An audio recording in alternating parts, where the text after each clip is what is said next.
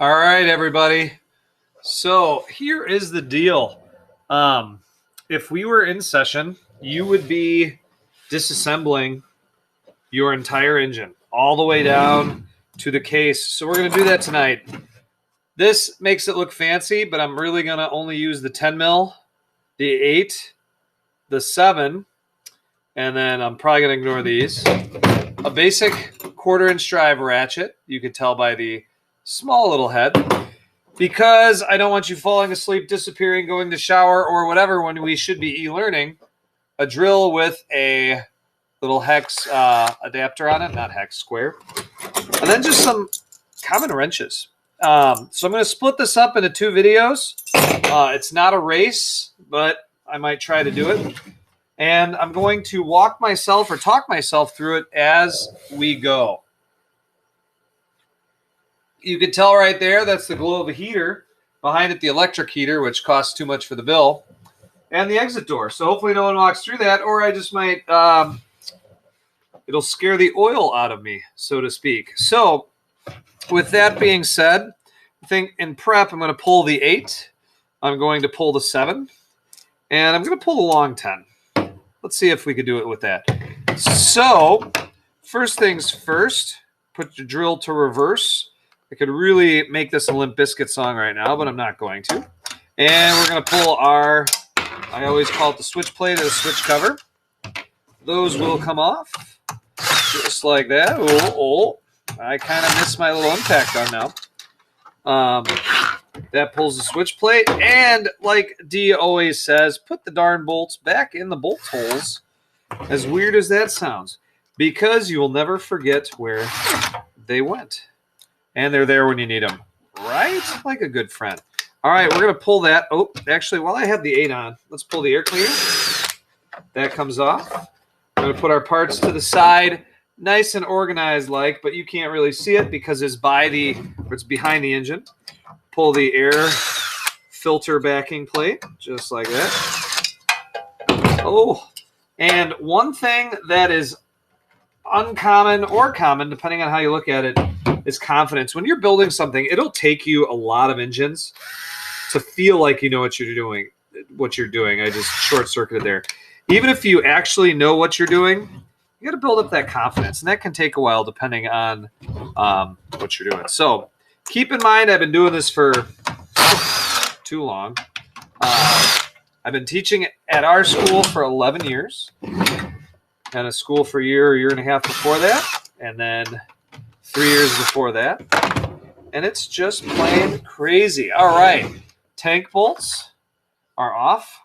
I'll pull that off to the side. If you guys remember from an older video, this was a pain in the keister to remove. So we're going to leave that. Actually, you know what? Show you another little trick. To keep the fuel system together, get that 10 in there. Oh, not good. There we go. And true story, my neighbor lost the charger to this Makita drill and said, keep me from throwing it out by taking it. So I took it, and came with a good battery. Thought it was junk and he was messing with me.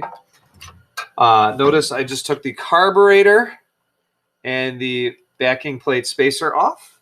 Put that back over here. Took that drill. Just used a random pair of alligator clips to charge it with, of course, a battery charger for a remote control car. Would you believe it? Because I don't want to spend the money on a charger. So there we go. Gas tank and carburetor are off. Fuel tank bolts are back where they're not going to get lost. We're going to pull the governor. The governor. Yep. Can you tell it's late at night, 23 degrees out, and I'm alone in my garage? We are going to now pull the governor arm off right here. That is the governor. I call it the elephant ear, and you'll see why inside. The arm, we're going to put it down, remove the spring, remove the second spring here and here. Then I'm just going to cheat and pop that off because it's friction fit.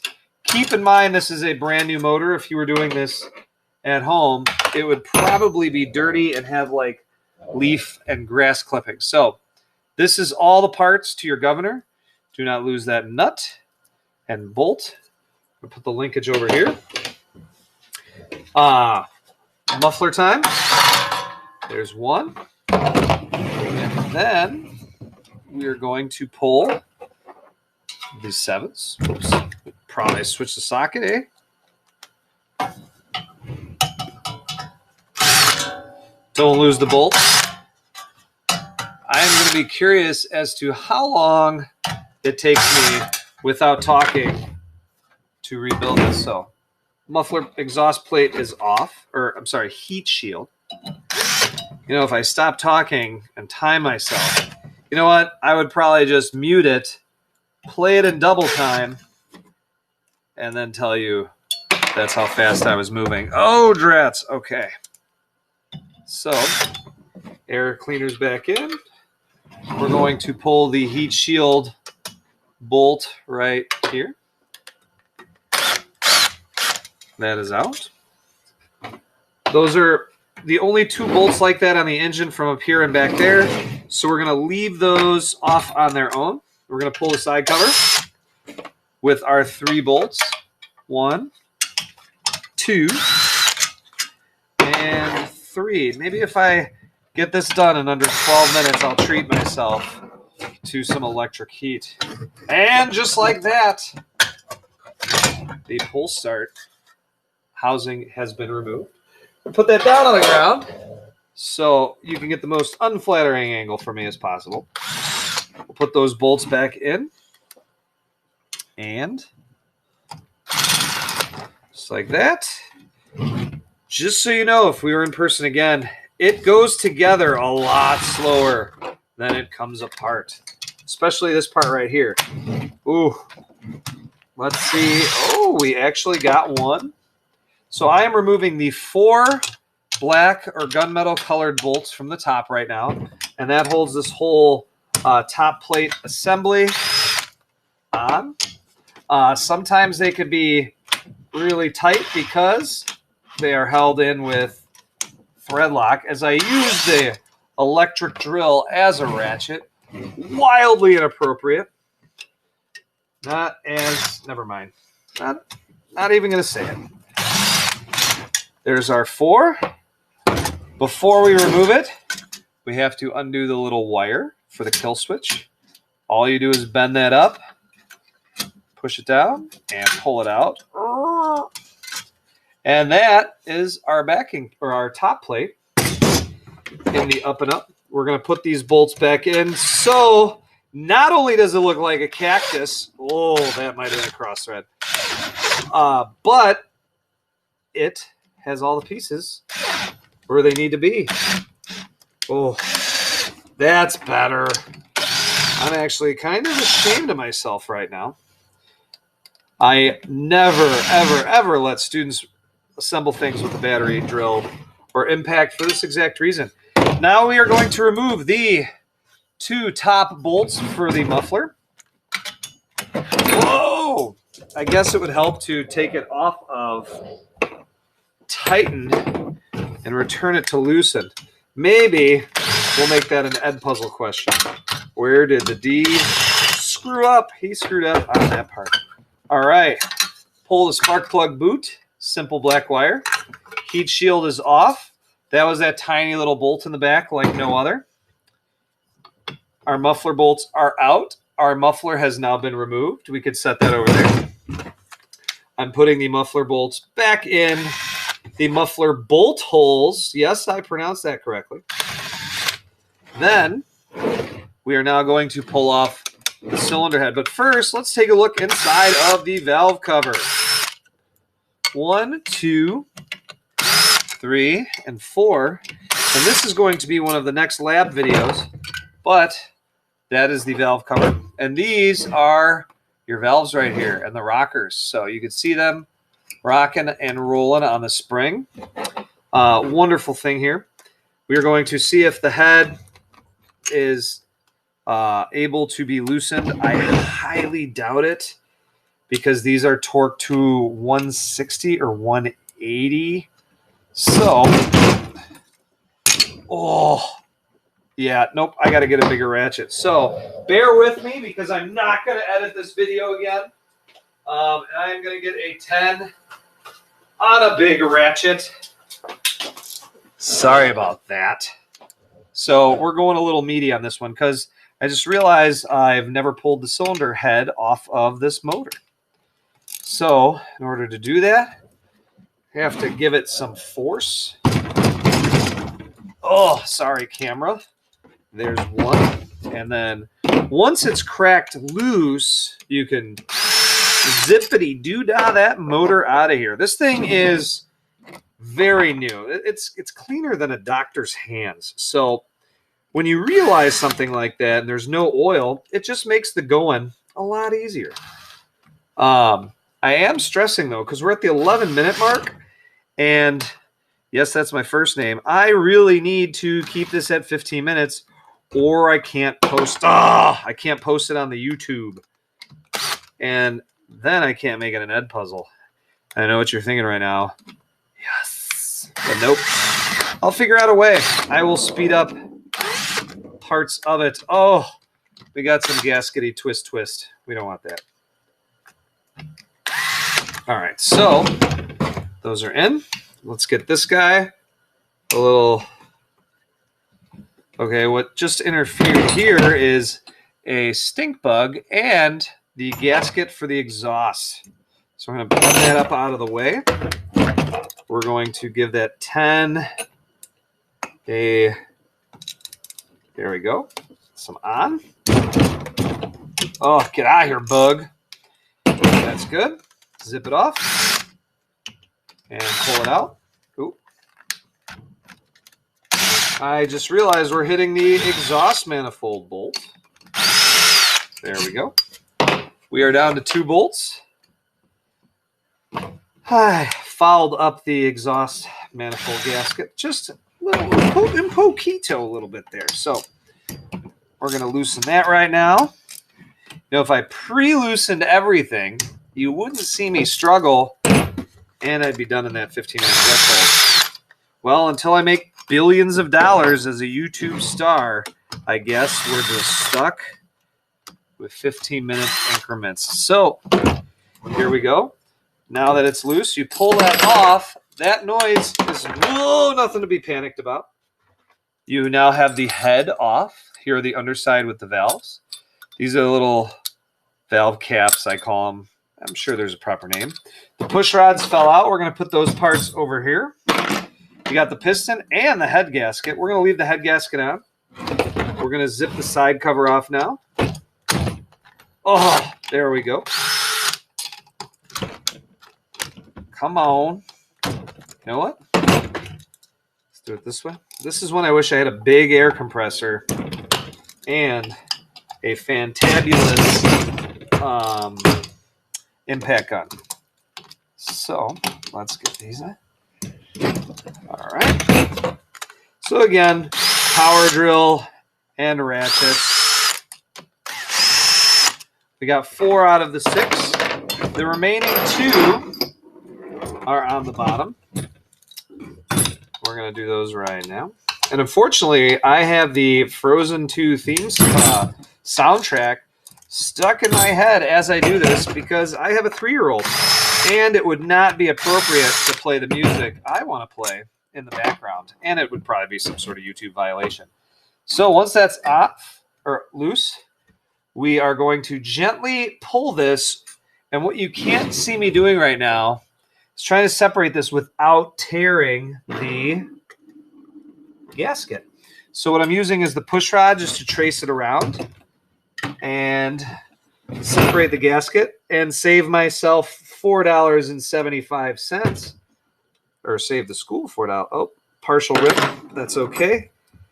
And then we remove that. Look at that. There's our side cover with our governor mechanism, our internal crank bearing, and our side cover. Then we pull our crank gear off. That was actually on the Cranky Doodle Dandy, or the crankshaft, as a more professional person would say. We can now pull the camshaft like that. Here's the cam, pressure relief valve, right, and our lobes right there and there. Put that on the side. We're going to drop our lifters or tappets down, depending on your age. Then those have been removed. Because I'm all about bolts in the bolt holes, we'll put our 6 back in just to make my life more difficult and to set a good example, because if I were doing this for myself, I wouldn't do that, because I've been taking the same motor apart and together for quite some time. And the glory of that is Briggs & Stratton has not done a lot of different things like that over the years. So now here's the tricky part where it's going to get a little oily. We have to pull out the piston. So we're going to move my drill.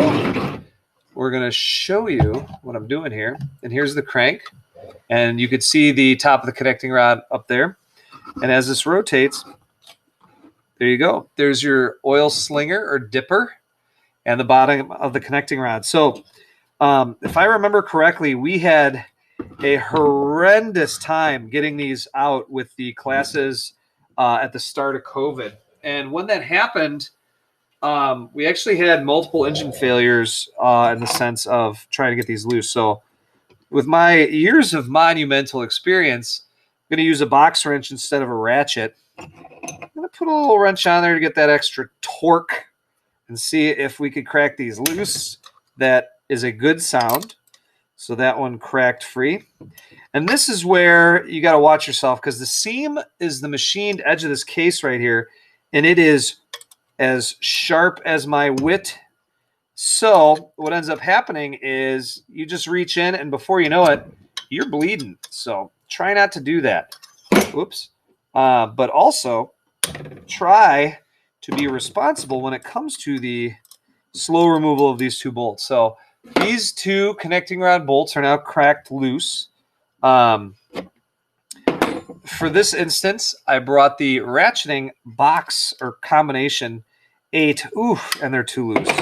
So I just got to get in there with my hands. And you might see some Mr.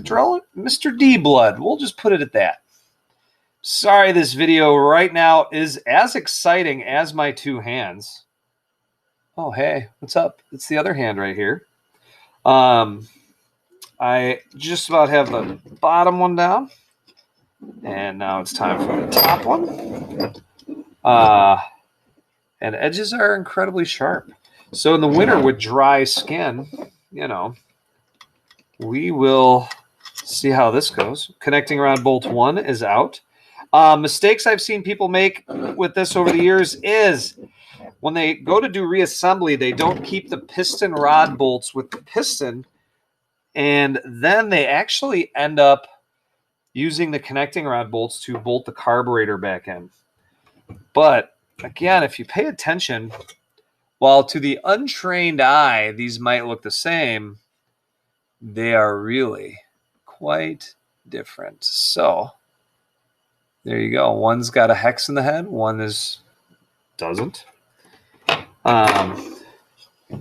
And I know I'm not going to start this at the end of the reassembly, which means nothing. You guys will probably be like, the engine doesn't run, but I'd bet a paycheck on it. I'd bet, nah, I wouldn't bet my firstborn, but you know, I'd bet a lot of things. All right, so the rod cap just came off. That's this guy. It's the bottom of the connecting rod.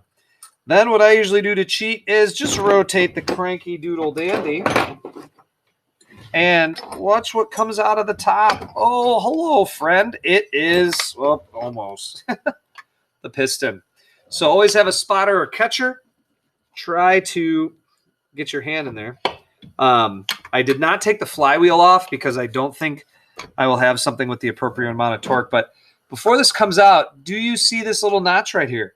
That notch means that's the direction the piston came in. And when you remove it, you're going to have to reinstall it with that notch facing the front of the engine. Typically, the front of the engine is where the flywheel is on a small 4-stroke engine. So now the struggle is real, as I can't get this gosh darn piston out. And we're gonna try a couple things before I. Well, apparently the two thumb method does not work. So that is going to be interesting. I'm going to try to pull the crank here real fast. Give me a second.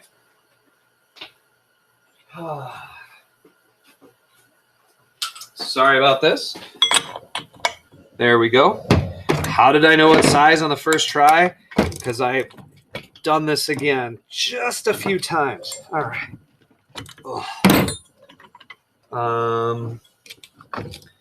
Trying to think if I should go the barbarian method here because we're at the 21-minute mark, or if I should just, we'll see. Nope. Didn't work.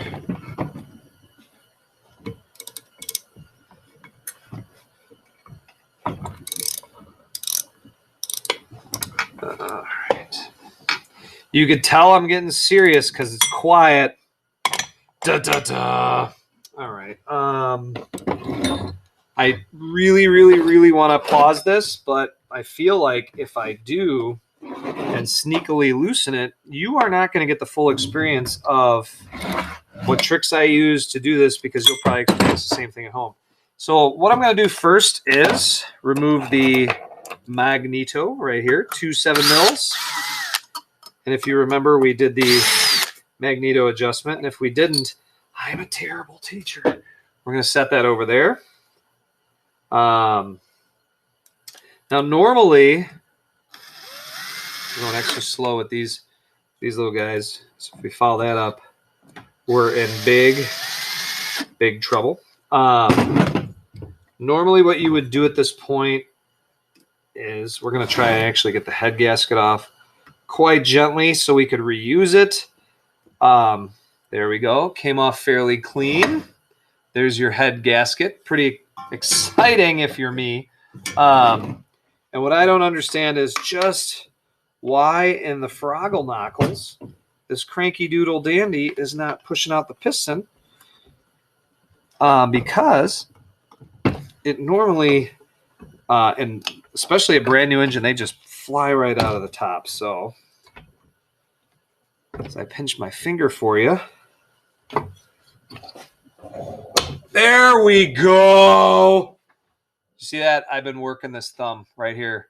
If any of you want to thumb wrestle when we get back, oh, it's like Mike Tyson, round 7 right here. Oh, too soon. Okay. Sorry, Roy Jones. But we now have our piston out. We have a piston and a connecting rod. And we remember that slinger went down a very specific way. We have a heat-coated or temperature-coated piston. Piston is out. And if I had pre-planned better, we would just undo 1 15/16 nut and bust it loose, and this flywheel would come flying off. Nope. Okay, so I did not leave this pre-loosened from our last lesson, which is really unfortunate. I could use a little ghetto action right now and use this here broom handle to hold the journal of the crank. It is soft. It is wood. As that crank tries to rotate, it will lock. Let's see if we can get this. That's a whole lot of... Nope. Okay, well, sorry, Internet. Sorry, students. That's just not happening right now. So please bear with me. Understand my own frustration. And this is pretty much a disassembled engine. I'm actually going to shamefully pause it and come back to you with that nut loosened.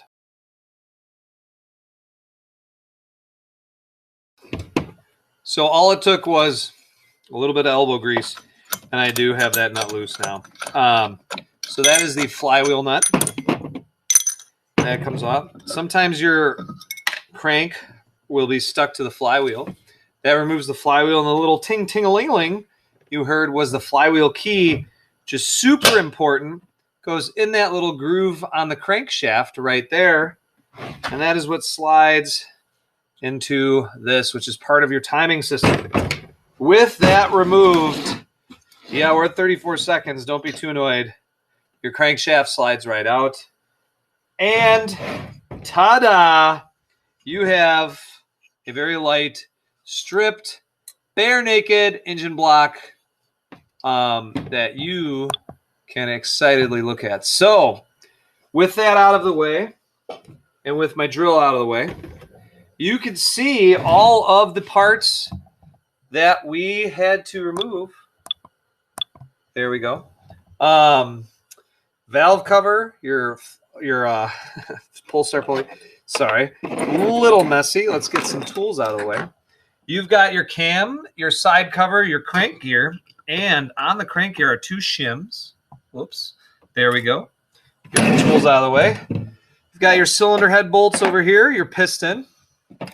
You have the muffler, cylinder head, heat shield, top plate, gas tank, carburetor bolt, your push rods, your crankshaft, your carb plate, your filter housing, your filter, your side plate, your magneto, and the governor linkage. And one very happy Mr. D, because now all I have to do is film another video right after this pretending like I didn't, and then I get to go to sleep because my daughter's in bed. It's 9:15 on a Monday night, and I'm tired and cold. Thank you, Mr. Heater. Good night.